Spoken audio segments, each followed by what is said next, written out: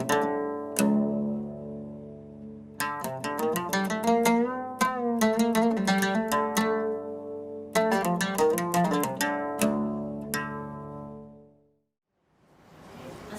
once again. Good evening, ladies and gentlemen, brothers and sisters. Welcome to MCAS Talks. The talk will commence very soon. Kindly switch your phones to silent mode to ensure that the event runs without interruptions. Please be informed that there will be filming and photography throughout this event. We thank you all for your cooperation. In the name of Allah, the most compassionate, the most merciful, we send our blessings and salutations to Prophet Muhammad, peace be upon him, his family, his companions, and those who follow him till the day of judgment. Assalamu alaikum, ladies and gentlemen, brothers and sisters. My name is Imani, and I'm your MC for today's event, specially brought to you by the Muslim Converts Association of Singapore, the one-stop center for you to learn about Islam. For those who have not done so, just a gentle reminder to switch your phone to silent mode and to refrain from recording the talk. There will be filming and photography throughout this event. We seek your kind understanding and we thank you all for your cooperation. The format for the talk today will be a 1-hour sharing by our guest speaker, followed by a 30-minute Q&A session. During the Q&A session, you may ask your questions by stepping up to the microphones located at the aisles beside you. So the microphones will be put later at your sides. Alternatively, if you are shy, you may send in your question to slido.com, event code #exploring Sharia, or scan the QR code you see on the screen right in front of you. Sign language interpretation is available for this talk, and our sign language interpreters for today are Brother Elfi and Sister Rashida. To start off this event, let's recite Surah Al-Fatiha. May Allah bestow His peace and blessings upon us all. Amen.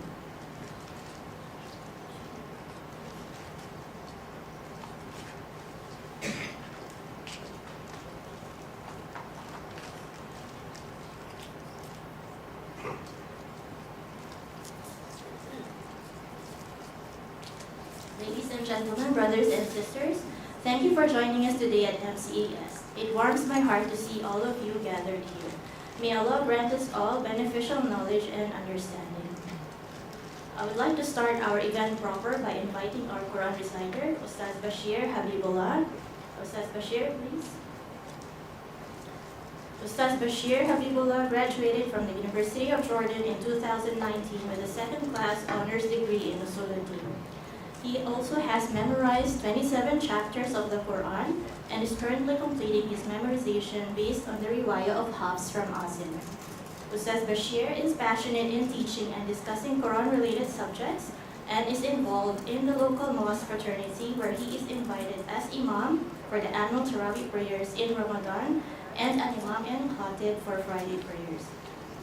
Today, Ustaz Bashir Habibullah will be reciting for us Surah Al-Anbiya, Chapter 21, verses 73 to 79, for those who like to follow along. And the recitation will be followed by an English translation by Sister Sarah Miley Krantz.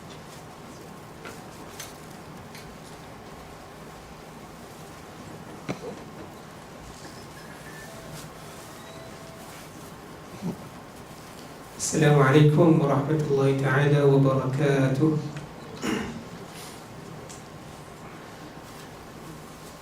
أعوذ بالله من الشيطان الرجيم. I seek refuge by Allah from Satan, the cursed one.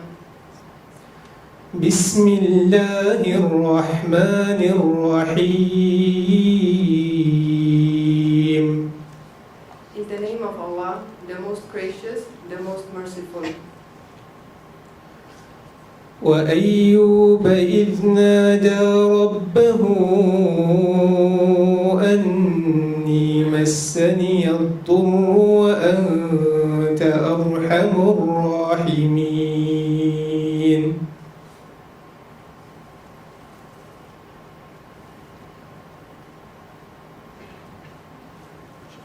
And we made them leaders guiding by our command, and we inspired to them doing of good deeds, establishment of prayer and giving of zakah, and they were worshippers of us.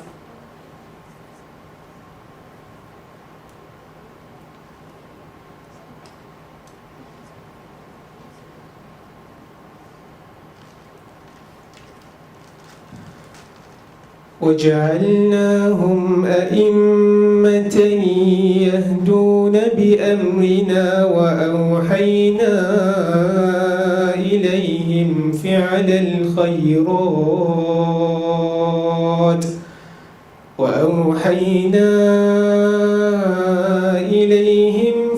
الخيرات وإقام الصلاة وإيتاء الزكاة وكانوا لنا عابدين. And we made them leaders, guiding by our command, and we inspired to them the doing of good deeds, establishment of prayer, and giving of zakah, and they were worshippers of us. ولوطا آتيناه حكما وعلما ونجيناه من القرية التي كانت تعمل الخبائث إنهم كانوا قوم سوء فاسقين. And to Lot we gave judgment and knowledge, and we saved him from the city that was committing wicked deeds. Indeed, they were a people of evil, defiantly disobedient. وأدخلناه في رحمتنا إنه من الصالحين. And we admitted him into our mercy. Indeed, he was of the righteous. ونوحا إذ نادى من قبل فاستجبنا له فنجيناه وأهله من الكرب العظيم. And mention Noah when he called to Allah before that time. So we responded to him and saved him and his family from the great flood. ونصرناه من القوم الذين كذبوا بآياتنا إنهم كانوا قوم سوء فأغرقناهم أجمعين. And we saved him from the people who denied our signs. Indeed, they were a people of evil, so we drowned them altogether. وداود وسليمان إذ يحكمان في الحرث إذ نفشت فيه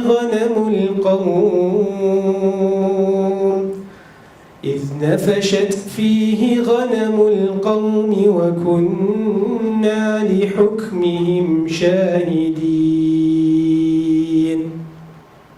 And mention David and Solomon when they judged concerning the field, when the sheep of a people overran it at night, and we were witness to their judgment.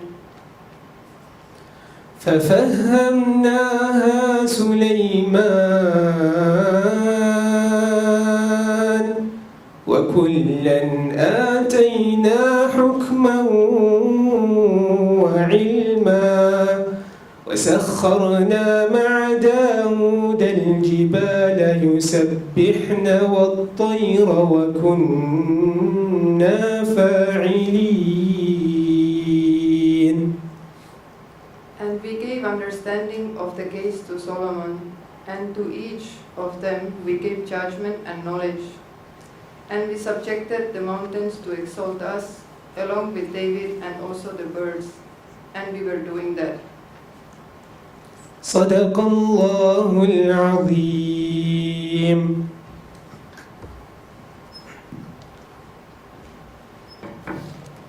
Thank you, Ustaz Bashir and Sister Sarah, for the wonderful recitation.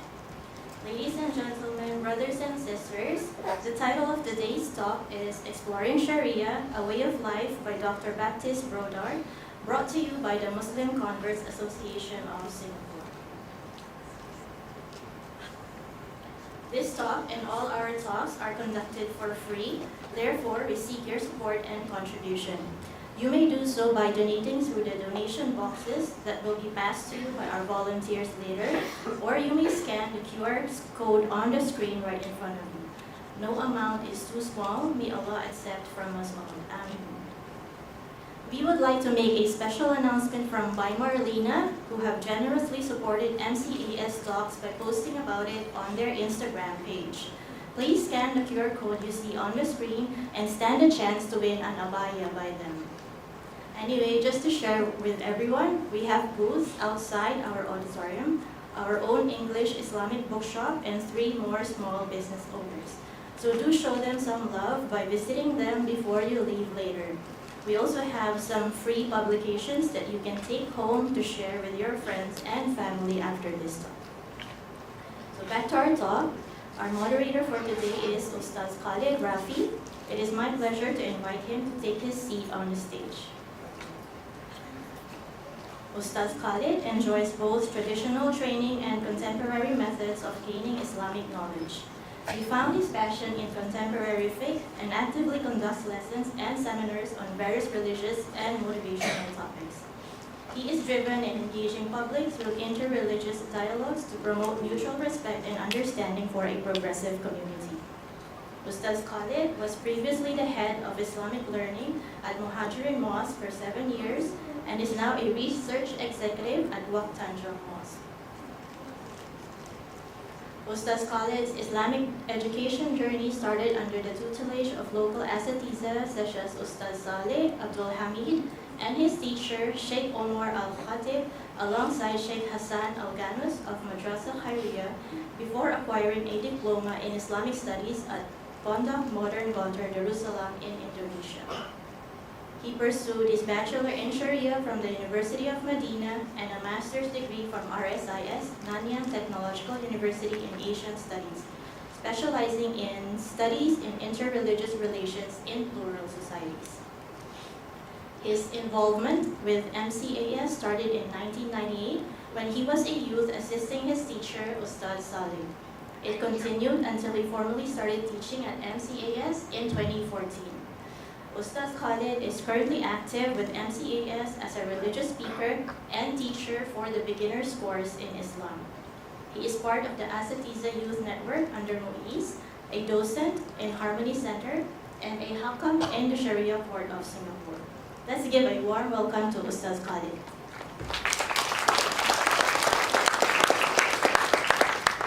Ladies and gentlemen, it's now the time to welcome our distinguished speaker, Dr. Baptiste Brodard. Dr. Baptiste Brodard holds a PhD in Religious Studies at the Swiss Center for Islam and Society from the University of Fribourg, Switzerland. He wrote a thesis on Islamic social work in response to social problems such as exclusion and identity-based conflicts in Western societies. Dr. Brodard has traveled to about 50 countries worldwide, intending to meet Muslim communities and scholars. He focused on social change, social actions, and cultural issues. These trips gave him a strong cultural awareness of various communities and societies.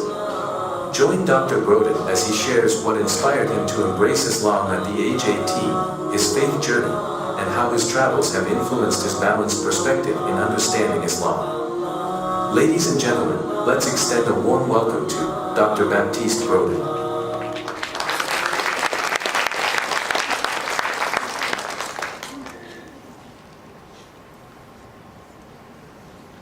Bismillah, alhamdulillah, wassalatu wassalamu ala rasulillah wa ala alihi wa sahbihi wa man wala.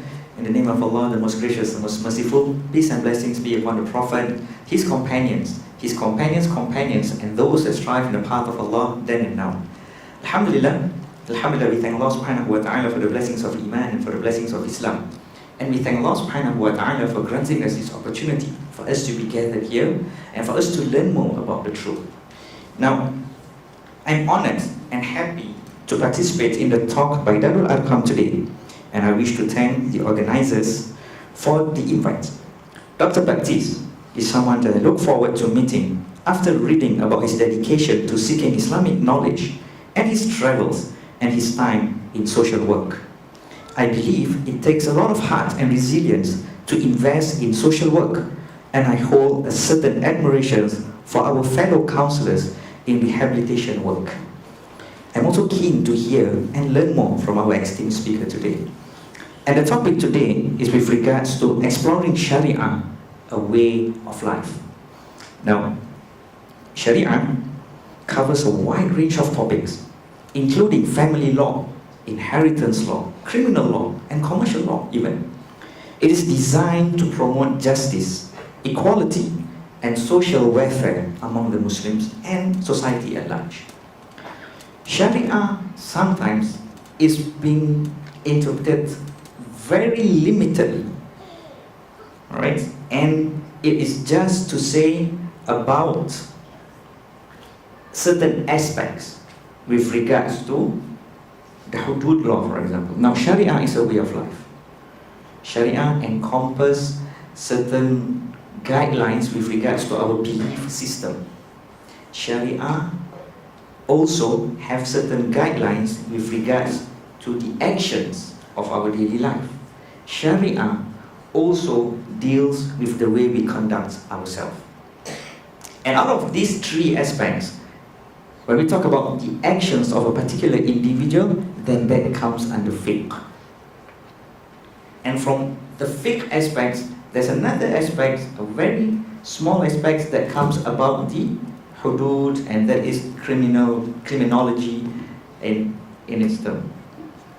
So today, in today's time, when we talk about Sharia, some of the misconception would be, oh, it's about the law and law itself. It has nothing to do with any other aspects of life. And that's something that we wish to tackle today as well. That when we talk about Sharia, it's way wider than that. It is much more than that. In fact, when we talk about Sharia, we will have certain other apparatus in mind that we use to bring about goodness in a society. So it's not limited to that alone, but it is much wider. Now, without any delay, I would pass the mic over to my esteemed speaker for him to share with us. It's very insightful from the very short conversations that I have with him. It's very insightful, and I wish to share that with all of you very soon. With that, Fadal Mashkoor. Bismillahirrahmanirrahim. Alhamdulillahi Rabbil Alameen. Salatu wassalamu ala Sayyidina Muhammad wa ala alihi wa sahbihi wa barik wa sallim. Assalamu alaikum wa rahmatullahi wa barakatuh. Selamat malam. Peace be upon you and the blessings of God be upon you all. Thanks for coming for this subject that, first of all, I thank Ustad Khalid to introduce the topic in such a way, because I think he said the most important thing to summarize what's coming next. When we talk about Sharia, in many countries in the world, it looks like a big word. People are afraid, say Sharia, oh, something tough. But when we study Islam, of course, we have a different insight, a different understanding of what it is. That being said, here, talking about Islam, fiqh, usul al-fiqh, because when we speak about Maqasid al-Sharia, we'll define the terms later. It's something we study in Islamic institutions, in Madaris, in Parsan Train. We study that at a high level, the usul al-fiqh. But the idea of today's talk is not to deliver a course, a class about fiqh, usul al-fiqh. It's to connect Islamic teachings with concrete issues. That's what we are here today. So, Islamic studies are very important to give us basics, to give us a ground. But at the same time, we have to remind us that Islam is always linked to a context. The context of the revelation first, and then, which is even more important for us, the context of our life. Because Islam is a deen that must have an impact in our life, in society, and for that, it's necessary to connect teachings of Islam to real life issues. That's what we want to do today, inshallah, or together with Ustad. And I take this occasion to express my warm thanks to Darul Arqam, to the Muslim Converted Association Singapore, and the volunteers, because they made this event possible. They organized it so well, all my stay here. And I connect that to the topic because it's an implementation of Islam. Coming here, I've experienced so much brotherhood, so much warmth and love, and it's also part of the Sharia. It's also part of Islam. So thanks a lot to all the volunteers who made this event possible. I think we are a lot Muslims, but also non-Muslims, who agree to think that our life goal may be to alleviate human suffering. You know, many people will think what we are here for, we think what we can do for this world, and it's quite consensual in human societies to have the wish to be fruitful, to be helpful, to be useful for other fellow humans. So we want to help them, we want to spread love, justice, mercy, and so. And it's sad to say that in today's world, I think we all agree that there is still too much pain. And one of the missions we can have, I think, is to agree to tackle this pain, to try to spread mercy, to try to help people to alleviate their pain and to live better. And Islam participates in this project through the Maqasid, the Sharia that I'll try to give a short definition briefly, is all about that. I can cite the Muslim scholar or preacher Abdul Hakim Quick from the Americas, who I think he came to Singapore, or he used to speak a lot about these issues, this topic. And in one of his talks 10 years ago, maybe, he said Islam is not the enemy of humanity, it's the savior of humanity. It doesn't say Islam is the savior for Muslims, but for humanity. He said also Islam is life-giving. It's not a danger for society, but it's a solution for society. It's a solution for people to get out of their addiction, to get out of their suffering, to get out of many of the illness affecting humankind.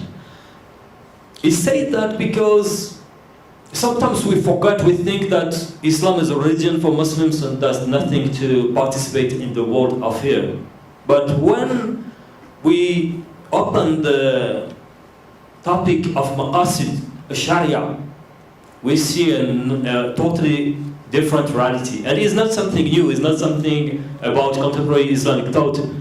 It was already the case centuries ago. It came with the Prophet Muhammad sallallahu alaihi wasallam, who was called Mercy, Rahma lil Alameen, mercy for the universe.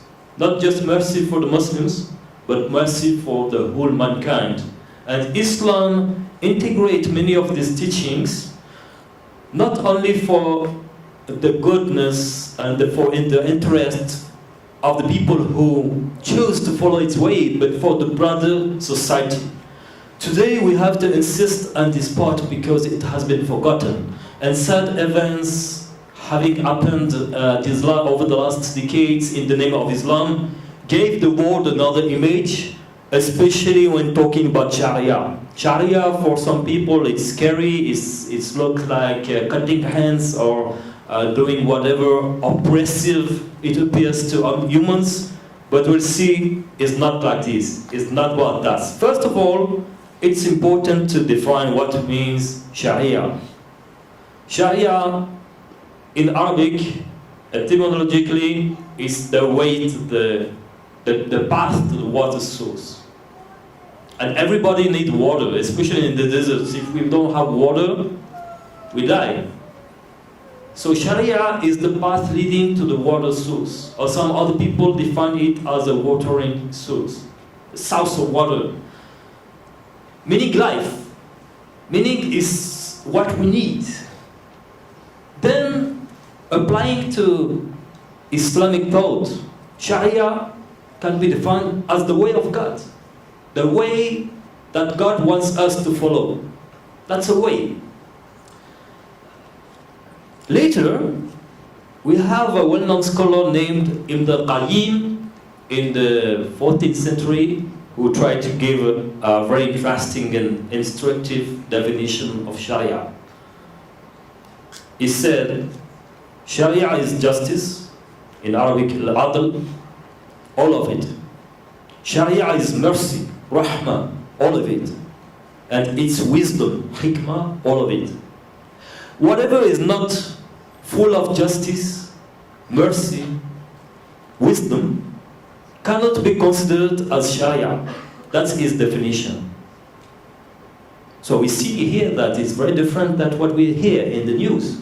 Mostly in the West, when they speak about Sharia on TV, it looks like exactly a different picture. It looks like oppression, violence, discrimination, whatever it is. But Ibn Qayyim, recognized as a great scholar of Islam, gave his definition. Today we still have access to it, and we have access to a lot of genuine Islamic scholars' works that gives us a completely different understanding of that. Maqasid, the plural of Maqsid. Maqsid, Arabic name meaning objective, but higher objective, like the higher aim. So Maqasid are the higher objectives, higher aims of Islam, of the Sharia. A bit before, I think 2 centuries before Ibn Qayyim, more or less, the famous Muslim scholar Abu Hamid al-Ghazali developed studies about Maqasid al-Sharia. What are the higher objectives of the Islamic way? Not to say Islamic law, because it's even broader than that. And at his time, at the 11th century, he identified 5 ultimate aims of the Sharia, which are the preservation, the protection of the deen, way of life, which we translate today as a religion, but it goes much further than a religion. Deen is more a way of life than a religion. So one thing is the protection of religion, the protection of the deen, the protection of Islam. But we'll see in a short of time that protection of Islam involves also to protect other religions. And that's interesting because often it can be forgotten quite quickly. Secondly, it's the protection of the soul, meaning the protection of life. Third part, protection of mind. Hifz al-aql, yes? Fourth aspect is protection of property, wealth. And the last one, very important one today, especially in this time of chaos or tribulations, is the protection of offspring, of lineage. Hifz al-nasl. So that's how Imam Abu Hamid al-Ghazali, the scholar, well-known scholar, that we should take benefit of his life story because it's very rich of wisdom till today. We can have a lot of lessons from him. He described Maqasid al-Sharia as such.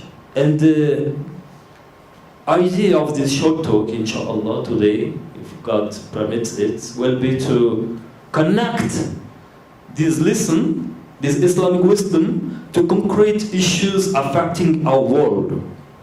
Because as I said a few time ago, this is Islamic teachings, this is about usul al-fiqh, this is what Islam teaches us. But sometimes when we go to the mosque, when we go to the madrasa, we feel it's theory. It's theoretical knowledge, is something we try to understand. But going back to our home, going back to society, traveling around the world, sometimes the link is not so evident because that's the way we study something. It remains quite abstract. And the idea here is to get out of this abstraction to see how it can apply today in our life and how it can be implemented to benefit humanity. Not only Muslims, but humanity.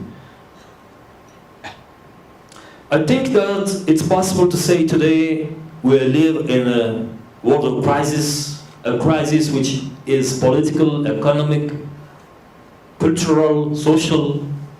I think a lot of people would agree on this, sadly speaking. It's a crisis even of civilization, according to them. And it's a crisis in which we can feel a lot of chaos. Chaos in our life, chaos in the world, which means also a lot of suffering. Just to mention the nature, the environment, we have the problem of pollution, climate change, depletion, but also the spread of new disease, which is connected with that. So when we witness that, we can understand it as an outcome of human behavior.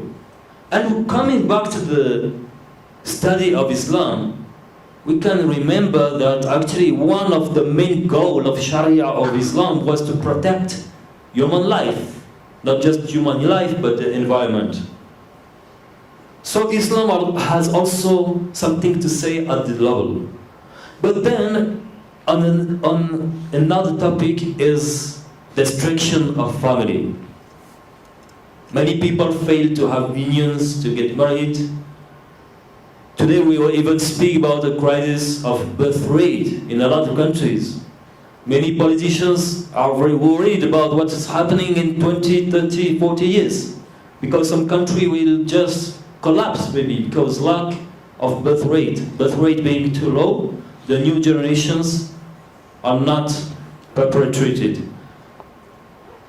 We're all aware about the crisis of the capitalist system because of regular economic crisis, recession, and the risk of a collapse of the financial system. That's a thing we don't want to hear about, but at that level too, it's important for us as citizens of a country, as believers of a faith, to try to identify solution.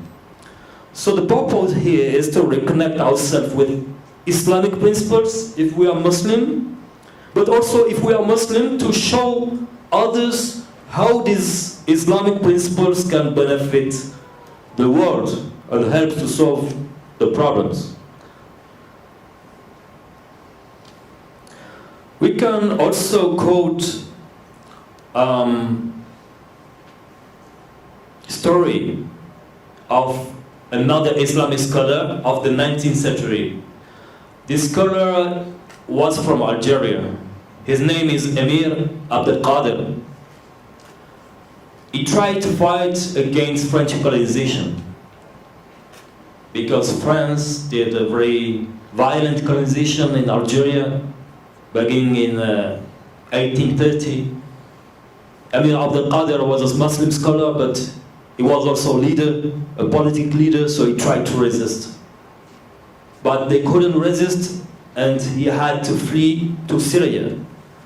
In Syria, years later, he saved thousands of Christians that another group, Druze, wanted to kill because they were Christians. So the Muslim scholar, who was a military leader, saved them. In France, one of the big men of the Catholic institution, somehow priest, was so surprised. He said, how come French Christians invade your country, wanted to kill you, and then you were in Syria and you saved thousands of Christians of a certain death? Why did you do so? How come? He replied in a letter. We still have the letter today. It's a well-known text. He said, let me explain what Islam is about. He said, first of all, there is one religion from Adam, the Prophet ﷺ, that is sent by the Almighty to all prophets, and our last prophet Muhammad ﷺ didn't come with nothing new, but he continued his message. And this message is all about two ideas, all about two principles that goes together, that cannot be disconnected. The first principle is the exaltation of the Almighty, exaltation of Allah, worshiping God. That's one thing. The second principle is spreading rahmah, mercy, to the universe, to the mankind. That's why we have to get this feeling of compassion, of love for the fellow humans, and that's why I save these Christians. That's what is respect. And that's a Maliki Muslim scholar, well known, who did that. Here we can feel in implemented teachings of Maqasid Sharia, protection of life. When we go back to the Abu Hamid al-Ghazali, 5 dimensions of Maqasid Sharia, we can discuss the first one, maybe the preservation of the deen. Hifzu deen. What's deen? Deen in Arabic is often translated as religion, but actually some scholars propose other translations today in English. Sheikh Jasser Auda, for instance, he proposed to call the deen a way of life doubled with a worldview. So the deen is a worldview which includes a specific way of life. So he says Islam is that, a worldview, a way of life. So the first maqsid, the first objective or aim of Islam, of the Sharia, is to protect the deen. What does it mean? It means we want to preserve and transmit Islam over history. We want that Islam continues to exist. Because as Muslims, we believe that Islam is the way to follow, to succeed in his life, and in the hereafter. And the hereafter for believers is even highly more important than his life. Not to forgotten this life part, but the hereafter is something greater, longer, eternal, so we have to take that carefully. So the protection of Islam is important, especially at that time where we see that we live in a spiritual battles.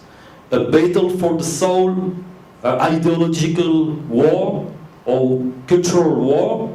That's the new way to conceive war, is not much longer turned to military conflict, although they still exist, of course, but it's a war at the spiritual level, what you believe in, what's your worldview.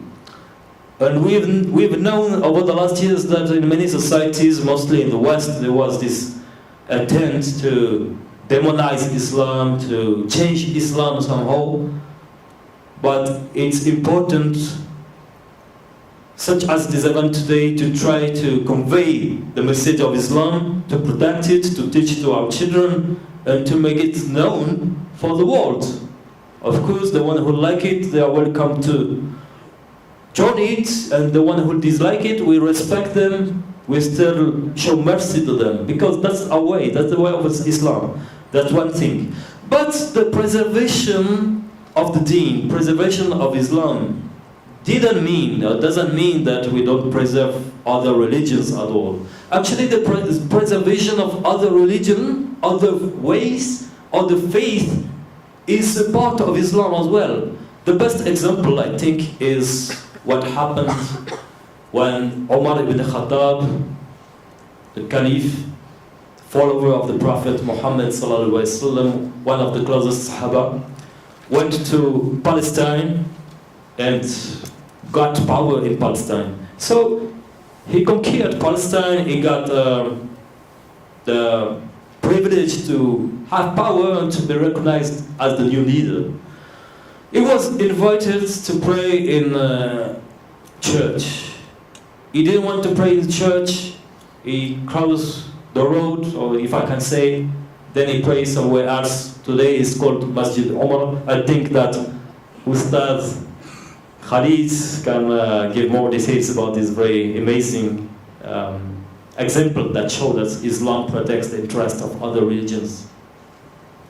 So it's quite interesting. So during my trip to Palestine at that point of time in Al-Aqsa, So we were invited and we went through one of the tour in the Church of the Holy Sepulchre. This is considered to be one of the most holiest church in Christianity. And interesting thing, when we went there, you will find that when we look throughout history, you will find that when Umar ibn Khattab radiallahu anhu, when he managed to open the city of Jerusalem, right, he personally went over to Palestine to receive the key from the patriarch at that point of time, right? So he was not being given to any other Muslims, but it is given to the leaders of the Muslims.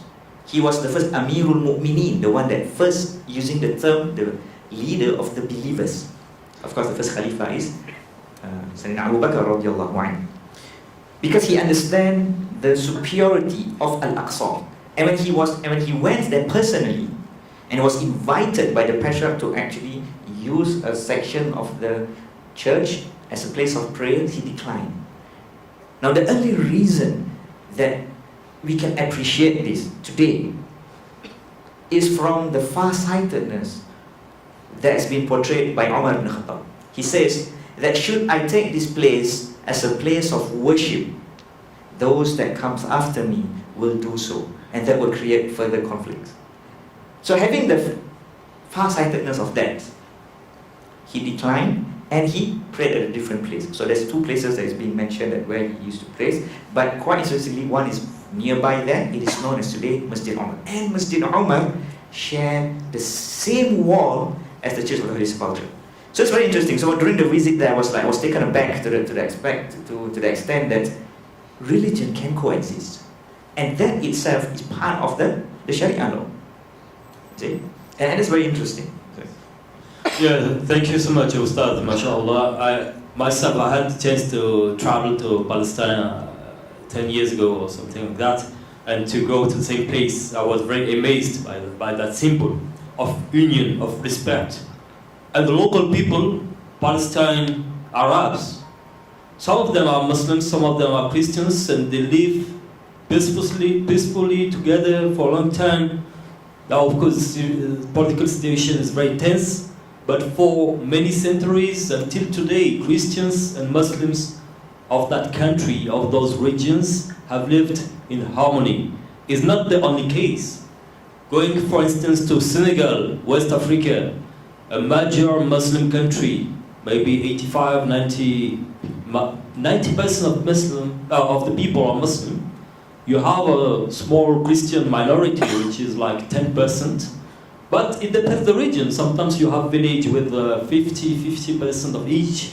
And I had the chance to travel quite a lot of times in this country, and you always see mutual respect and peace between both religions. Meaning that, for instance, in time of Ramadan, sometimes the Christian cook for the Muslim for iftar. For Eid, Muslims invite Christians to eat at their home. That's so lovely, and that's examples that should be mentioned, not only the bad side, but also this mutual respect, and the fact that Islam, in its core values, it really wants to protect other religions.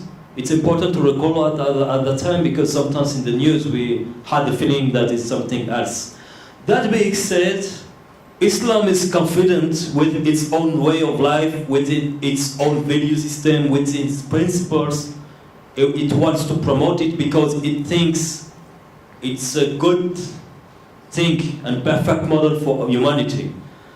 When we spoke about the battle for the soul, spiritual battles, it's interesting to see today that in so-called materialistic societies, atheist countries, such as Western Europe, North American countries, especially in Europe, because atheism is higher than Christianity today, you have a new race of so-called New Age religions, which are not religions, but system of belief, full of magic. So in atheist societies, you see that many people, even officially, sometimes they tend to like this magic stuff, to speak about devil spirits, whatever it is, or mixed with so-called personal development, and it shows there's a real crisis. Because humans cannot live without a belief system. Humans can't live without faith. In our traditions, if we study history, we see that every civilization was grounded on faith belief system, on a system of religion. And today, in societies in which religions were dismantled, were abandoned, forgotten, you have new system of belief which are negative for the integrity of the people, who work with magic, who work with things that we couldn't expect.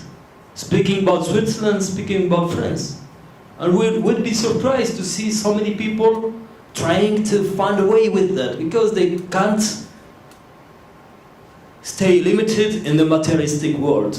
They abandoned Christianity, but now they're looking for something else. So that raised some questions. Hopefully we can discuss more in the comment. But no, I think another point to mention, linked to the second Maqasid Sharia, about the protection of the life, protection of the soul. It's among the most important aspects. Islam always tried to protect people's integrity, people's life. Again, not only Muslim life, but people's life. But today, traveling to the world, we see so many crises, so many suffering.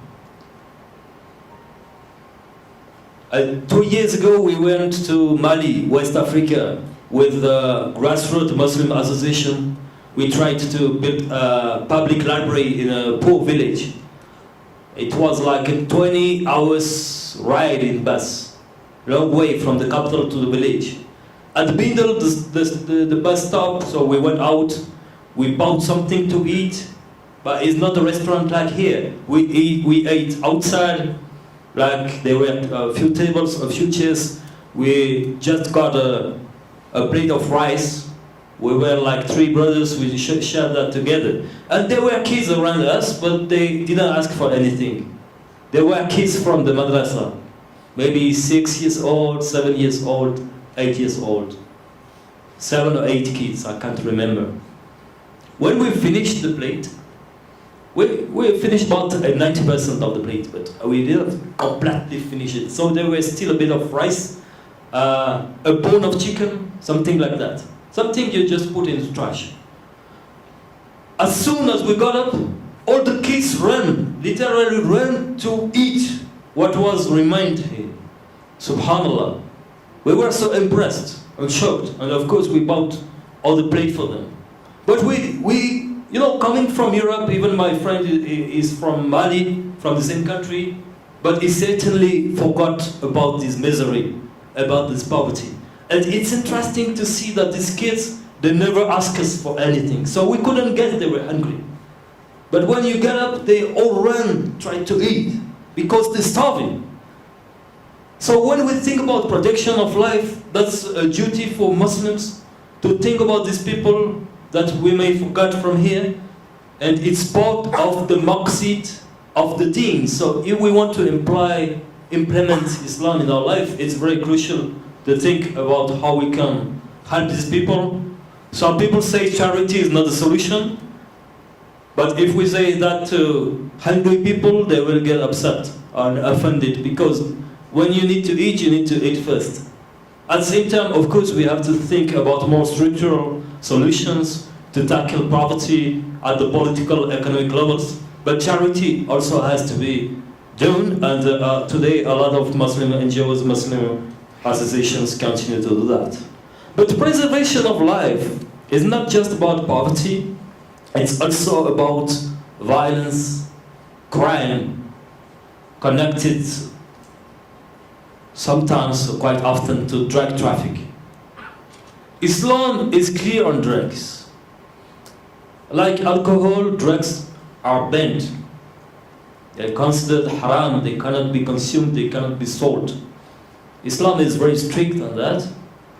And generally, in traditional Muslim society, you didn't find drugs.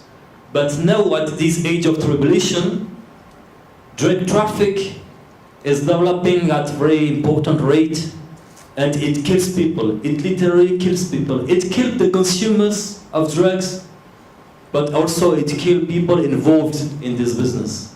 And often they are youngsters coming from deprived family without education. Maybe they are 15, they are 16 years old. They made a mistake to get involved in this business, and then they get killed for that. They get killed at the age of 16, 17. We always hear stories of that in many countries, including in France, especially in the city I'm living in now, Marseille. Maybe in a week you have 5 times shotguns, people going with Kalashnikov shooting each other. So many people die from that. Sometimes guys of 14 years old, 15 years old. So, of course we can blame them, but they are 14, they are 15. Islam also has something to say about that. It promotes a system that sometimes it's depicted as being harsh, as being like sentence-based when we talk about the hudud, and I think that Ustaz Khalid will give more information about the question of the hudud, meaning the sentence, the so-called corporal punishment, and so. But at the same time, it's a very complicated issue. If you look at societies where there is no law, or where the law, there is no society without law, but some of the societies, the law becomes very easygoing. If you're a victim, it's more difficult for you than if you're the criminal. They're very complacent with criminal. You just go in prison for a short time. Sometimes you don't even go to prison because the prison is full. So you have to wait. And people get extra confident with crime. So that now you see people, they think they are playing video games. And they buy army weapons for $500. And they think they are in a virtual world. They're going out, they begin to shoot each other. They don't even realize what they're doing. This is a crisis that we face in many countries now. And again here, Islam has a word to say to protect these people. In the tradition we say, protect both the victim of the oppressors. If somebody is a victim, you help him. If somebody is an oppressor, you help him not to oppress. Stop oppressing people. It's connected also to the third part, preservation of the mind. That's why alcohol is banned in Islam, drugs are banned, because it leads to many ills, many illness, many problems, many very difficult situations. In Mexico, a lot of people who embraced Islam said that they are very happy to find a system in which alcohol is not acceptable. Because they say, you know, when you're a wife, you're married, and you come back to your home, maybe the husband is under drugs, under alcohol, so she has a very bad time. And with Islam, with conversion to Islam, many people stopped their addiction, they started a new life. It's real. We have plenty of examples of people that said, because of my conversion, since I began to practice a religion, I stopped these things, my life changed. That's why this system is a savior for humanity. 4, Maqasid, a Sharia objective, higher objective of the deen of Islam is the preservation of lineage, descendants, to have offsprings. It's very important too. I mentioned before the birth rate crisis. But why do we have birth rate crisis in quite a lot of society? I think we can say we have that because of the system changed. The change within the system in which people get very difficult to get to each other. You want to marry, have a illicit union within a religious tradition is so difficult. It's so expensive. You don't even have the means to get married. Or maybe people don't even think about getting married. Now in a lot of societies, in Western countries, many people will tell you, I'm a woman, I don't need a man. That's useless. I can have I have fun life, I work, I get paid, I don't know why I would have an interest in getting married and having kids. But also you have new ideologies that I call postmodern. It's often linked to the so-called wokeism and so neo-Marxist views, whatever we call it, in which they say it's even better for you not to have kids because if you have children, you are not responsible, you pollute the environment, and now we are too many on Earth, so they blame people for having children. That's true. In some environments, it's kind of discourses you can get. It's a new ideological hegemony which goes against the family. Again, to cite Abdul Hakim Quick, he said, Islam is the last hope for family.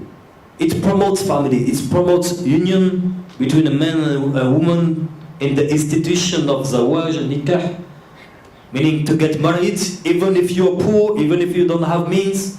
It's the natural way for humans, and having children is a blessing that is advised. Islam promotes that, although in many Muslim countries we face major problems today. I lived in Algeria a few years ago. I met men of 45, 50 years old, they never got married. Not because they didn't want, they said just the mahar, the money they have, the dowry, thank you. The dowry is too high according to their way of life. The salary they get, maybe they have to work 20 years just for the dowry. It's ridiculous in Muslim societies. I think that's a problem that goes totally against Islam, which must be challenged and tackled and solved, because it goes against the Maqasid of having family, lineage, and to protect the lineage. But the protection of lineage, descendants, also mean that the children have right to know where they're from. So a child comes from a father and a mother. Today, at the time of new technologies, such as in vitro fertilization, for instance, which was developed for some reasons, but after its development, it covered other spectrum and it was extended to people just maybe wanting to have kids without wanting to have a man. So now you have in some systems you can have a kid with the idea there's no father. Of course there is a father behind, but they claim that no, there's no father, that's just technology. So we took this technology to allow women to have kids without getting married, without even without having men in their life. But then you have son or daughter without father, without origin. It's possible that in a few years they extend the technology, you don't even need a mother. Or you have mother that work for that, you pay them, and then the kid goes somewhere else. Adopted kids. That's some dangers that now some ethical organizations are talking about. But Islam is clear about that. It's not possible. Children come from a father and a mother. And Islam is also clear that a man is a man and a woman is a woman. But today these evident ideas are even criticized, challenged in some Western societies, but spreading worldwide through what I could call a new Western hegemony, which tells people what they have to think and believe. And if you're not believing the same, you are an enemy.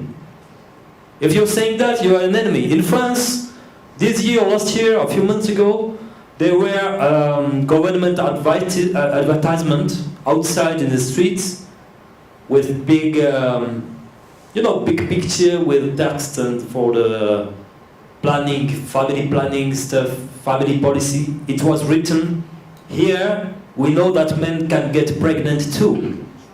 So that's the political, the institutional message.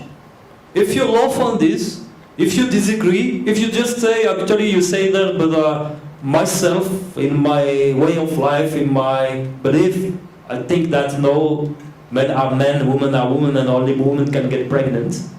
Somehow you become an enemy. They say, how come you can say that? You are not allowed to say that. That's what we see in some societies. That's a danger for family, that's a danger for protection of lineage. And again, Islam has great wisdom, great teachings about this issue. Last point, before maybe I let the Ustad Khalid to speak because I spoke too long. But last point I would like to mention very briefly is the preservation of property, preservation of wealth. It's interesting to note that traditional Muslim societies have been very safe. Even a few years ago, in my short experience of life, I remember having been to West African countries, like in Mali with a luggage, not a luggage, but a backpack, and you know, my money, all things, and sometimes you cannot carry on you. So of course I was very careful, but it was in Bamako actually, capital of Mali. Very poor city, very poor place. People live, sometimes, you know, you live with a family, they eat once a day at 6 p.m. So you have to wait till 6 p.m. to eat a bit of rice, a bit of cereals. Of course, no meat, not even vegetables. Most of the kids are sick because of that. They have a big bottom because of the lack of nutrition. It's so poor. But you go from a Western wealthy country and people to tell you, don't worry, here you can leave your bag. You can leave even your wallet, nobody will touch it. Because it's a zawiya, because it's a mosque. So don't worry about that. You can let 3-4 days your bag, nobody will touch it. And they are very confident in saying that. And it's true that in those countries for a long time, it has been very safe. Now things are changing. We live in a time of globalization in which traditional systems begin to be affected. But it's very interesting to see this idea. In the same countries, if you get robbed by lack of chance, sometimes it happens outside, you can be sure that everybody will go against the robber. There were stories in West Africa about that. You know, the robber tried to rob someone, and then he wanted to run to the police office. He wanted to run to the police to be saved, because people don't accept someone to rob another person. So the robber wants just to go to prison, because people react. They don't accept that. In Islam, we don't accept that we rob anybody. Even if we are poor, we cannot rob a rich person. It's not the system, and it's something that has been very powerful in societies. My last word for now is that Islam preaches wasatiyya, middle way, balance, no extreme.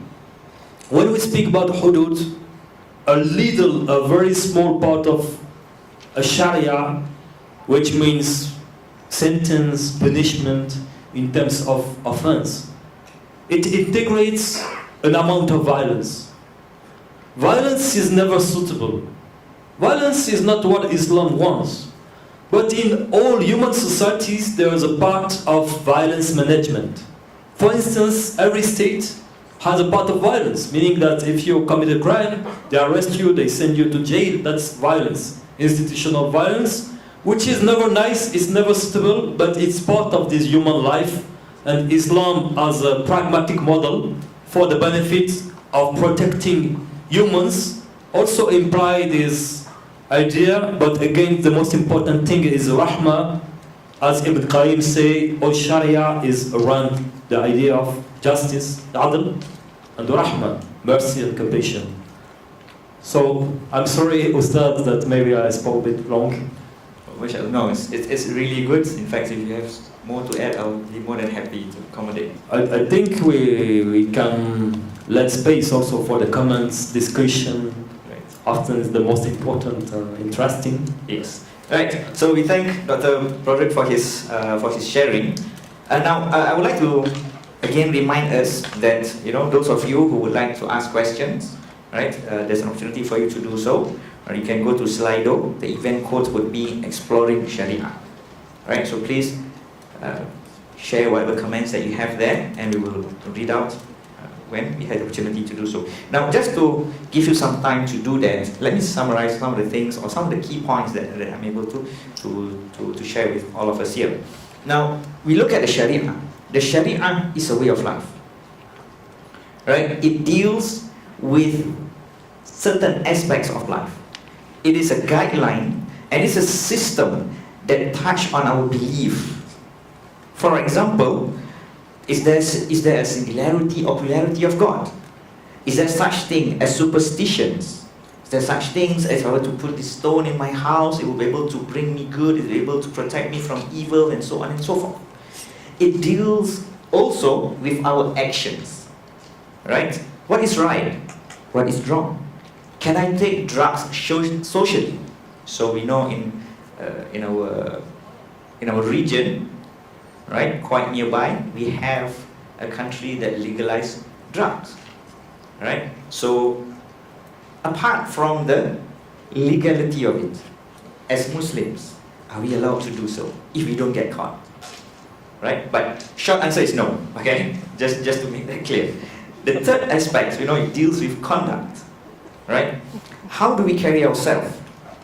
What is our response to those that indulge in clear vices? You know that is not permissible in Islam. But how do we respond to them? Harshly? Or we take a legal stand? Or what do we do? Alright? So this is Sharia. In fact, when Doctor was sharing with us all that, there's a particular hadith that comes to mind. And it says, the Prophet ﷺ says, Al-mar'u ala dini khalili. That a person is upon the deen of his friend, Khalil. Now there's two terms that I would like to share with you here. The term of deen and Khalil. Khalil is a friend, but a close friend. A friend that is so close that he influences you. Alright? So, if you have a very close friend that's able to influence you, that's your Khalil. And the Prophet says that you shall be upon the deen of your Khalil. The deen here is not being translated, as our doctor has mentioned, it's not been translated as religion per se, but it is a way of life. How you perceive things, how your friend does things, how your friends interact with certain individuals, that's how you're going to be interacting. How your friends view certain aspects of life, that's going to be your take as well. Right? And when we look at this way of life, it's not something new. So Doctor has mentioned, it has been mentioned from the time of Nabi Adam alayhi salam. Right? It's connected way back to the first man. Now, perhaps during the time of Musa alayhi salam, that way of life, on how you conduct yourself, it is known as Judaism.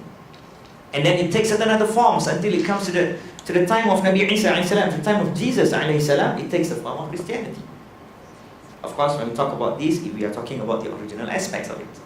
And then when it comes to another Arab man by the name of Muhammad ibn Abdullah, and then he was being appointed a prophet of God, sallallahu alaihi wasallam, and then it takes the name of Islam.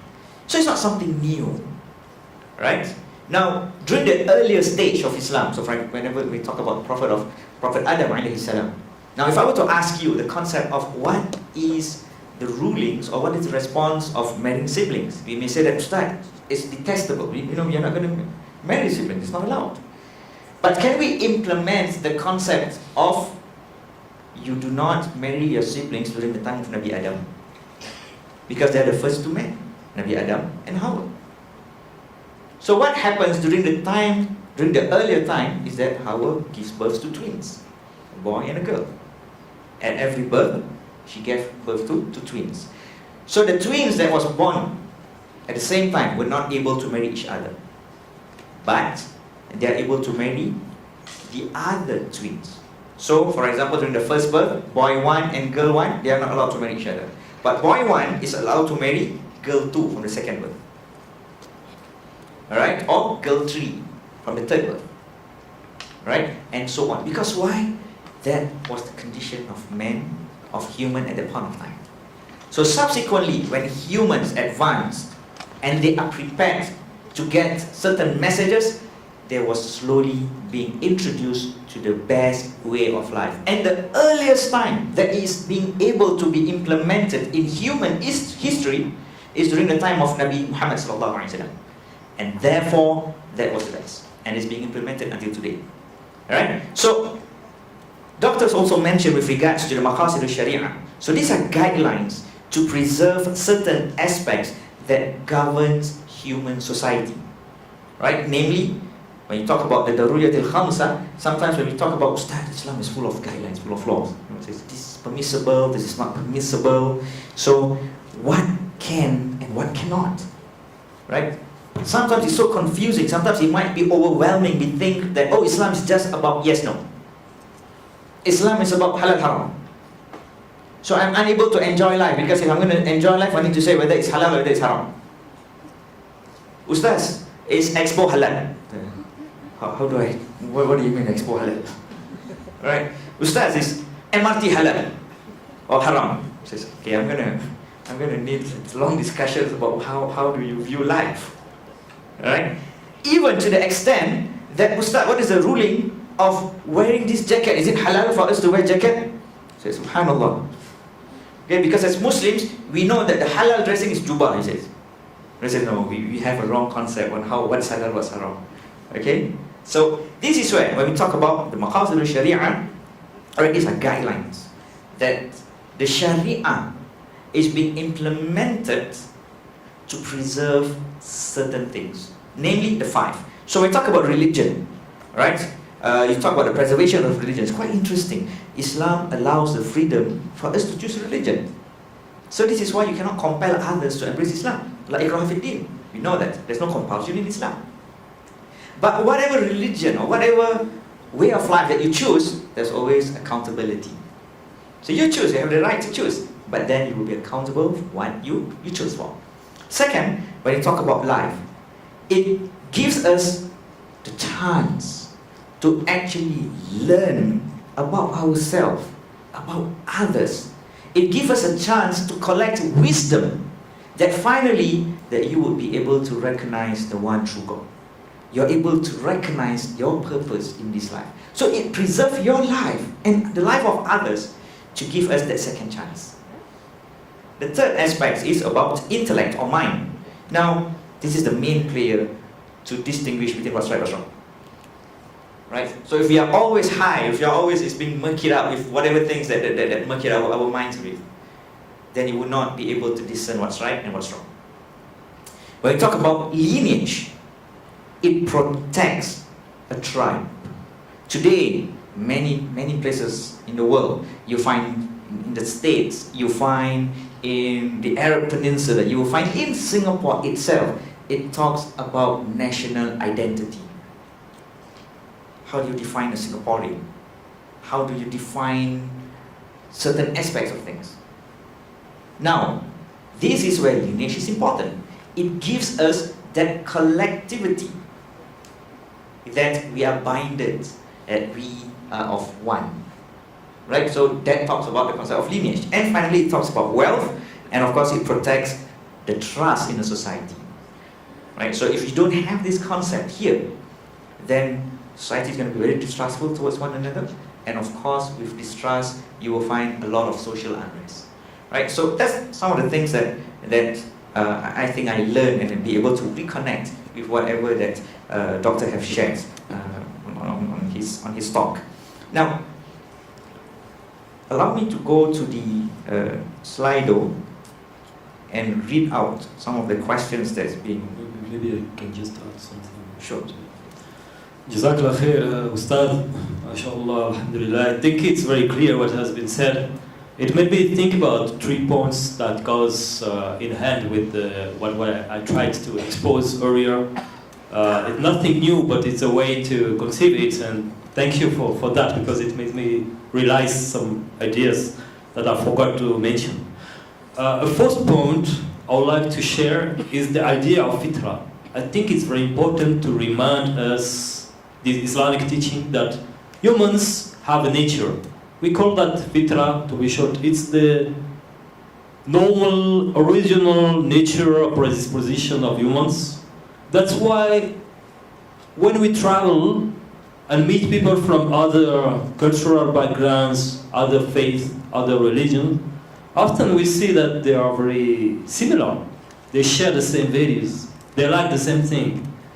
Nobody say that lying is good. Nobody say that robbing is good. Nobody like to fight with family. Nobody like bad things. That's what we speak about, the good and the bad, without taking too much time to define it. Because at the deep heart of each person, we have the capability to recognize what's good, what's bad, what's beautiful, what's ugly.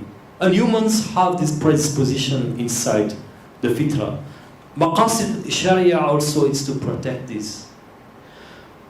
Now, when we talk about halal, haram, that's something as Muslims, I think most of people here can relate to these questions and early stage in the Islamic path in which we try to understand, is it halal, can I do it, or is it haram, is it not possible to do it? I think Ustad Khalid gave very good insight on that. I would just add that what's important in terms of education is to understand that halal haram, first of it, is not for the interest of whoever except ourselves. It means that we don't do haram because haram things are bad for our life. That's why it's haram. Halal are okay, permissible, meaning they are good and neutral. But haram is something that it's bad against us. It's bad for us. It's not good. Nobody like that. But a part of us, of course, we are attracted to it because it may give immediate satisfaction. It may give a quick pleasure. But later on, it drives to bad consequences. And I think that most things that are haram, it's quite possible or easy to connect to the cause, to the illah. What is haram? And even the maqasid, what's the purpose of these rules? Sometimes in our life we want to understand everything very quickly. Maybe a 16 years old teenager may think, oh, it's haram, but it's good for me. But years later, I will realize, actually, I would better listen to that. Because my third point is connected to that. Wallahi, a lot of haram things, a lot of things we mentioned as a problem, often it looks like very easy, it looks like small thing. But it drives to drama. It drives to human pain. It's real. Alcohol, in many countries, is like a nice time. We drink a beer, we drink whatever, we have a good time. And many people, they won't be very affected by that. But many people also, they will experience very bad and sad life situations because of that. Car accidents, family violence, sickness, illnesses, violence, or what else? So many things come from alcohol addiction or alcohol excess. Even if it's just one night, then he may regret that for 50 years. So haram is not an easy thing. It's not. It's connected to our higher interest, but sometimes we may not understand that. Many drama happens in the name also of ideologies, new trends. People want to have fun with smoking weed. Then they develop mental sickness. They get schizophrenic, paranoid. It's truth. We have so many examples. But when you blame someone for smoking, they say, no, I smoke, I'm fine. Look at me, I go to the high school, I go to the university. 10 years later, now I have the age to realize that because we have known people around us doing these things. Many of them have mental issues. They are sick. They live even in psychiatric hospital. And a lot of things that seems to be light, they may have very bad aftermath consequences. That's why Muslims take Islam seriously. And the last point about that, I would say now, is a model of being humble. A believer has to be humble with knowledge. We rely to the wisdom of Allah. We trust that Allah knows we don't know. And we trust that His Prophet ﷺ came with the wisdom and the example to follow. So we may not understand certain rules, but 10 years later we will be very happy to follow these rules because finally we got the inside the rational, if I can say, behind them. Thank you. MashaAllah, Doctor. Now, there are a lot of questions I received on Slido. By playing the moderator card, I'm going to ask my question first.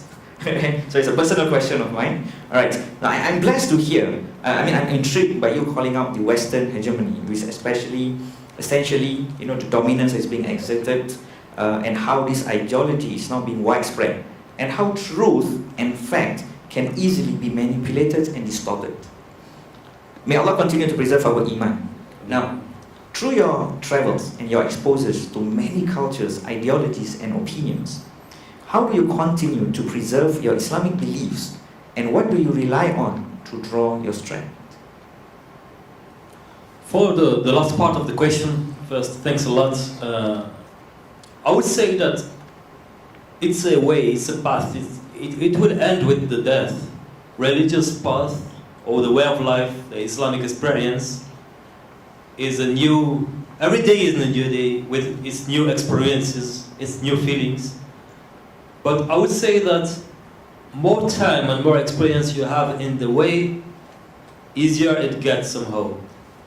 Just because what I tried to say, some things at the beginning of the journey you may have doubt. You say, why is it haram? Why do we have to do that? It's normal questions. And everybody is welcome to have questions.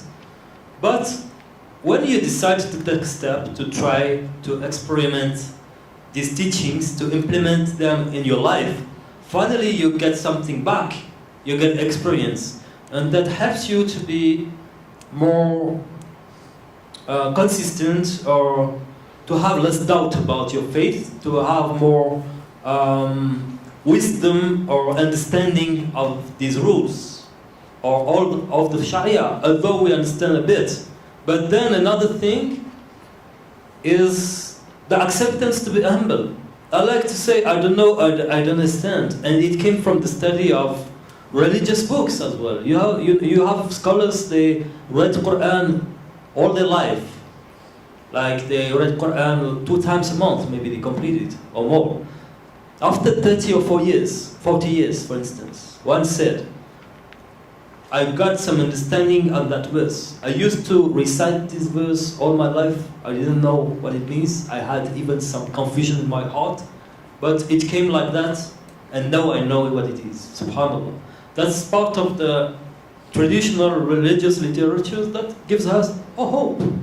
And it's a path. We have to get this humility to understand, to accept that we cannot know everything. And I think that also the marvelous, the wonderful meetings, relations we can get on this path are very helpful to keep faith and to continue to do the journey. But maybe the other part of the question is about postmodernism or the ideologies and so, but I don't know if you want to develop that now or later.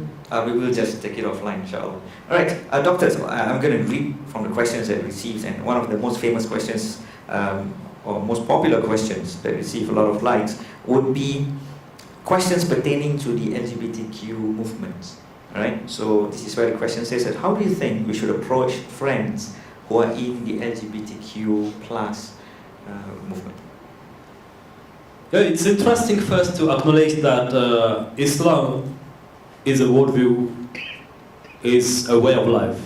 as we define the deen. So, first of all, we should be confident about this way of life, to understand what are the teachings of Islam regarding to LGBTQ, to gender identity, to gender relations. Because we have a lot of material, a lot of works that explain us what's the Islamic way. And then we try to spread that, to teach that to people who are interested in sharing. That's one thing. Then we know people that may be Muslim, and at the same time they may have homosexual orientation. I would consider that just as common deviance, or we call it's something haram in Islam. So something haram, we call it a sin if we commit it. Everybody is a sinner.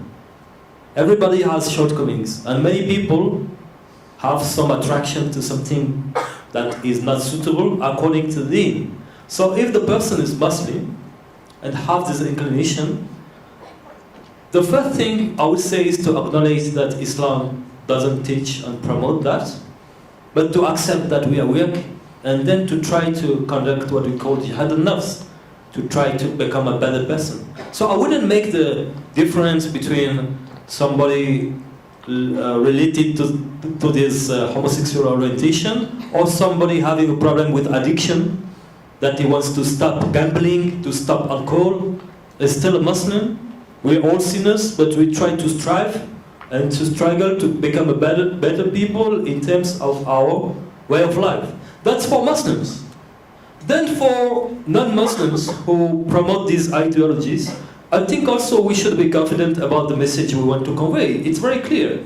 Islam has its way of life and its values. Yet we respect other people, but we would like also other people, other systems to respect us. Meaning that we want to continue to follow our deen.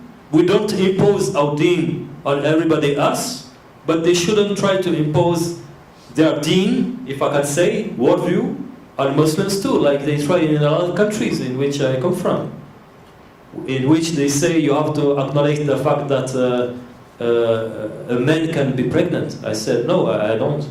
And I don't want to, and it goes against my faith. So I keep my faith first. You're free to say whatever you want, but that's your business. You don't have to impose that on us. If not, it would be a new Western hegemony. I call that the Western hegemony because it comes from US, historically. When you look at their scholars, their ideological foundations, it's American-based. Then they extend to the world. It's a new normal they want to impose. They say, even to governments, sometimes they say, no, you have to accept that. Then in 50 years, what it will be? They have to accept pedophilia and whatever it is. So I think Muslims have to be confident with that.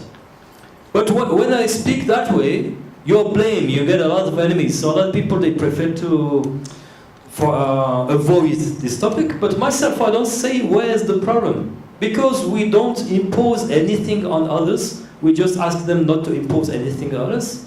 We respect people. We want justice. We want peace and mercy for everybody. And that's it. I received quite a number of questions following up from your response as well. All right, I'm going to just combine two of these. Given how rampant LGBTQ activists push their agendas, including Pride Month celebration in the workplace, all right. So, what do we do, or what do we need as a society to respond to such forms of activism, and how do we manage LGBTQ issues as parents of teens and adolescents, as the exposure regarding this matter is widespread in many aspects of their life? Yeah, second part of the question is very tricky. It's a big problem for many parents. They are worried about their children being exposed to these ideologies at school, for instance. I think here we really need to address this issue at the level of education, including Islamic education, including in mosque, to be able to talk about that freely, openly, beyond the taboo. Because the taboo that we had, or we still have in our community, is a problem to address these issues, because if there is a taboo, it drives to somehow a schizophrenic, socially schizophrenic mindset, in which, now I'm a Muslim, but then I'm, I have my own way. And a lot of youngsters, they suffer from that. On the one hand, they want to keep Islam, they identify as Muslims, they want to practice Islam, but that's for a part of the day. Another part of the day, they have their own influence, and they see it as something that don't go together, which is very painful for the mind. And one role we can have in the mosques, Islamic institutions, organizations, grassroots associations, is to be able to open spaces to debate these issues, to educate, to promote the Islamic way, as we trust that's the way to follow, and to warn about what's coming now, and to also explain what's the source of that. Because also there is an ideological battle behind that. It's not by chance if now it happens so widely. If you, even in Switzerland, my country, 15 years ago, if you spoke about what's happening now, nobody will trust that. And I think even for their own rights of people believing that way, I mean LGBT organizations, what they're doing is very dangerous for themselves. Because they create this kind of dichotomy in which either you have to join them completely, or either you are the enemy. So if you say, no, I respect you as humans, but I disagree with you, they treat you as an enemy, which is not wise, and it creates more dichotomy, and actually it's very dangerous. Talking not about Muslims, but talking about many Europeans, for instance, who are either Christians or maybe atheists, and they are very upset with what happened, because they feel they have to comply with new regulations they don't want to comply with. And they are afraid to speak about that, but in the street, in the families, in the coffee shops, and so many people get upset with that. And it increases animosity, it drives to more struggle, and we don't wish that. Nobody wishes that. So I think it's about dialogue, but at the same time, again, we have to assert the Islamic way of life, and not to be ashamed, because there is nothing to be ashamed of this very beautiful message that promotes against peace, mercy, justice, and good for the mankind. And I think that's very rich, because we understand that when it comes to rulings on what's allowed and what's not allowed when it comes to LGBTQ and its movement, we are clear of what's permissible in Islam. But we should also understand the concept of reaching out. We should also understand the concept of how our response should be. Right? So should our response be in a way that is deemed to be harsh by them? So we need to respond to them with kindness, without, and not at the expense of our own belief system. Right? So I think that has to be very, very, very clear as well. Okay? Now, moving away from the LGBTQ movements, because we have other questions as well. Now, we've touched, and especially about Rahmah, especially the well-known quote from Imam Ibn al-Qayyim when talking about Sharia. Now, what are other examples of the Sharia being a form of Rahmah? As Ibn Qayyim said, all Sharia is Rahmah. Sometimes you don't see the Rahmah directly in the Sharia because it's hidden, it's indirect. If you think that all Sharia is Rahmah and you speak about Hudud, for instance, at that time, at that specific context, there was application of Hudud, of corporate punishment. So if somebody witnessed that, he could feel, where's the Rahmah behind this? But actually, in terms of killings, for instance, it's important to understand the context. In many tribal societies, if somebody happened to kill another person, then there was revenge. So they killed 3 or 5 or 10. Then the other tribe had revenge. So it leads to numerous killings. The Sharia, in terms of Hudud, which seems the harshest way somehow, Sharia, the more problematic way for us living in a totally different context. Yeah? But if we look at the history, it was a rahmah in the sense that one person killed another one, so only the killer is responsible, and the sentence is on him. And if the family decides, correct me if I'm wrong, to forgive him, then the sentence can be avoided. That's the idea of rahmah, even in inspected aspects. Even aspects in which we have violence, there is rahmah, which means here to limit it, to mitigate violence. Because violence is never suitable. Nobody likes violence.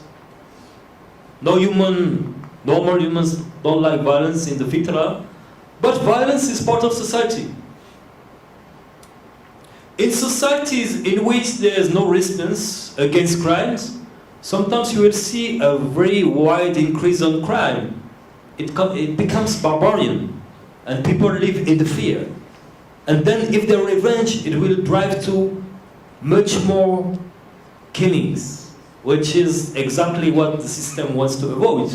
So rahmah can even be found in these quite extreme examples.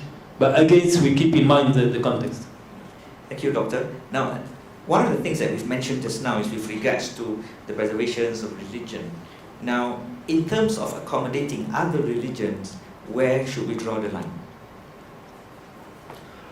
I think again it depends the context. When we live in multicultural societies like Singapore, it's a very good example, or Western European societies, we used to live with, to coexist peacefully with people from other religions. And the line is against to assess our own way, to be confident in our own way. We don't have to compromise on Islamic principles.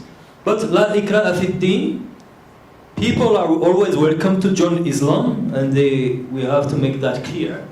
But at the same time, we don't push people to Islam, we respect their way. There is no compulsion in conversions, not at all. Only Allah guide people. So we respect religions as they define themselves. I don't see any issues in that as long as everybody is able to practice its way and to live peacefully. And this is including in Muslim countries. Some Muslim countries, according to me, they made mistake to be too harsh on other religions, but other Muslim countries give a good example because they allow minority religions to follow their way, and there's no issue. But again, it depends on the context because it's quite a political question. But here, la ikraha fi din is a core concept in which Islam is based on the true belief of the genuine faith that someone could have and the Islamic message. But the one who don't want to be Muslims, they are free not to be Muslims. Of course, maybe for us is evident, but we always have to repeat that to make it clear. And I don't see any issues of coexistence, except when we misinterpret the Islamic message or we had some shortcomings in the comprehension of our tradition. Interesting to note, I find that sometimes we try to pit certain community against each other. We try to pit that, this is the Muslim world against the Western world and so on and so forth. Such simple categorizations might not work. And there is no harm in learning from one another. It is not to say that, we have it perfect, we have it theoretically, and in fact we might have it correct theoretically, but how do we promote it on a practical note?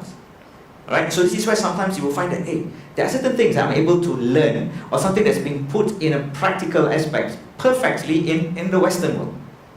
Though it might be a Muslim concept, but we might be grappling and putting it into realities. But perhaps the West would find it a bit easier based on certain aspects.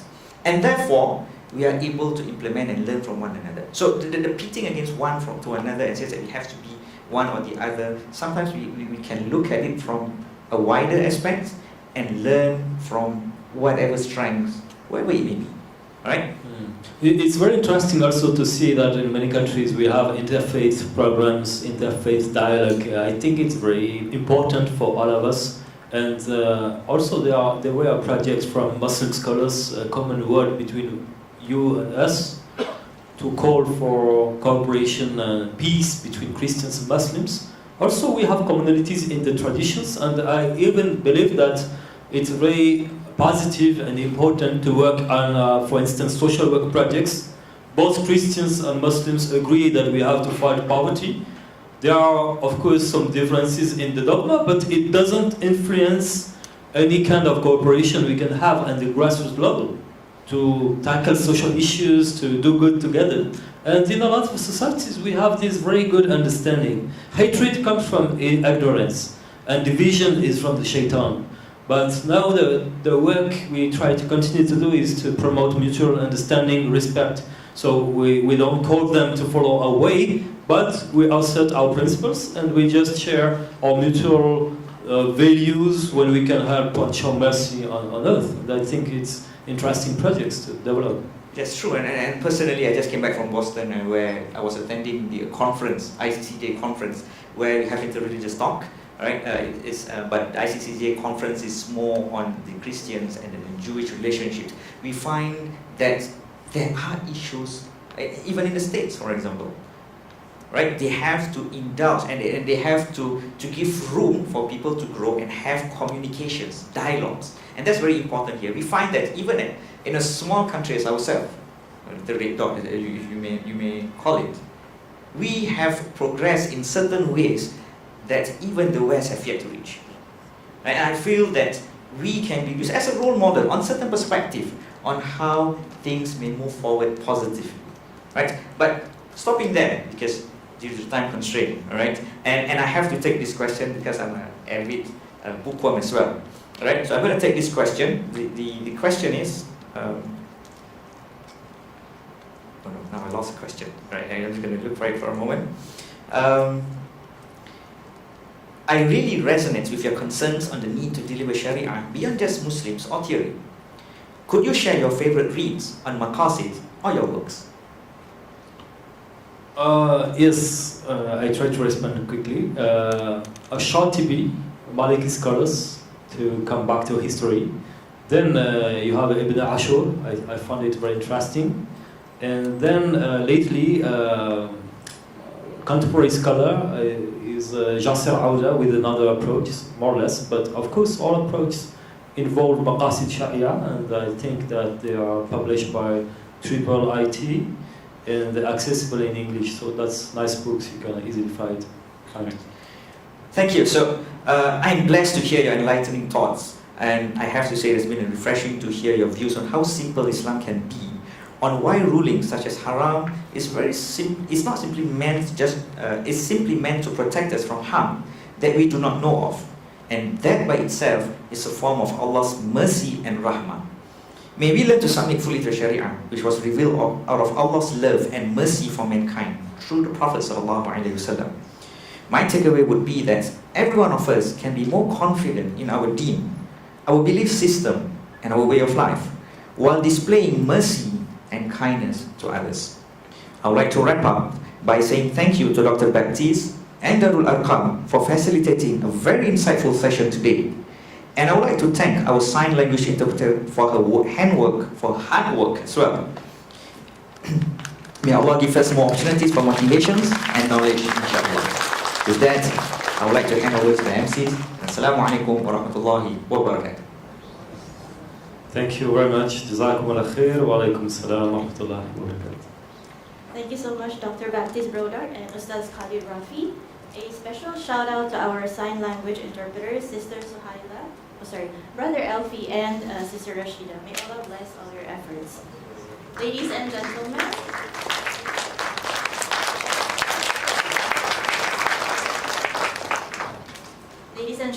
brothers and sisters, before we end, allow me to make a few announcements.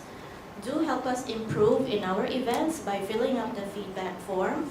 Please scan the QR code in front of you. I will be giving you about 3 minutes to scan and fill in the feedback. Thank you.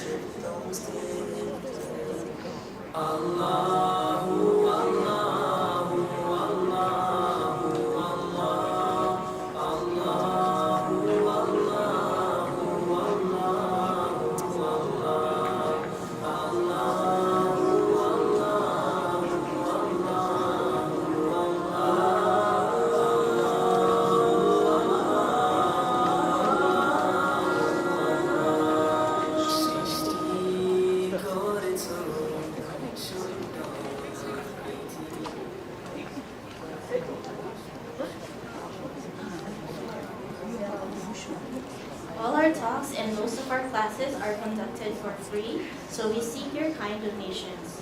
You may contribute through the donation boxes or by scanning the QR code on the screen right in front of you.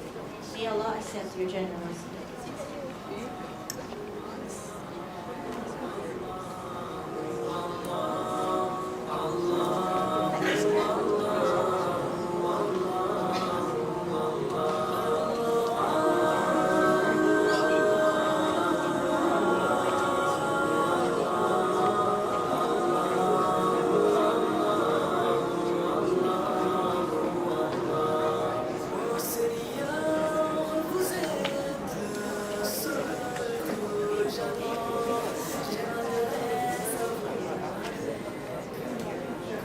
If you are interested in joining MCA's future talks and events, do follow us on our social media platform. You may do so by scanning the QR code on the screen right in front of you.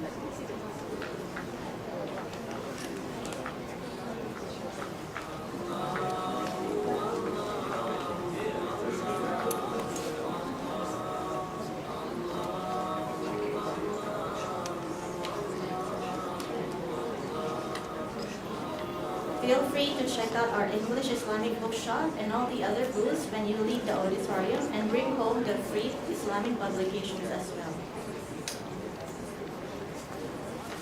We have come to the end of our talk for today, and we would like to invite Dr. Baptiste to recite for us a closing dua. أعوذ بالله من الشيطان الرجيم بسم الله الرحمن الرحيم الحمد لله رب العالمين اللهم ربنا اغفر لنا وارحمنا واهدنا اللهم اهدنا صراط المستقيم اللهم ربنا آتنا في دنيا حسنة وفي الآخرة حسنة وقنا عذاب النار اللهم ربنا آتنا من لدنك رحمة وهيئ لنا من أمرنا رشدا اللهم ربنا اغفر لنا ولوالدينا وارحمهما كما ربيانا صغارا اللهم صل على سيدنا محمد وعلى آله وصحبه وبارك وسلم تسليما سبحان ربك رب العزة عما يصفون والسلام على المرسلين والحمد لله رب العالمين. On behalf of MCAS, I would like to thank everyone for joining us today. I will take my leave and I hope to see all of you in our future events. Assalamu alaikum and enjoy your evening.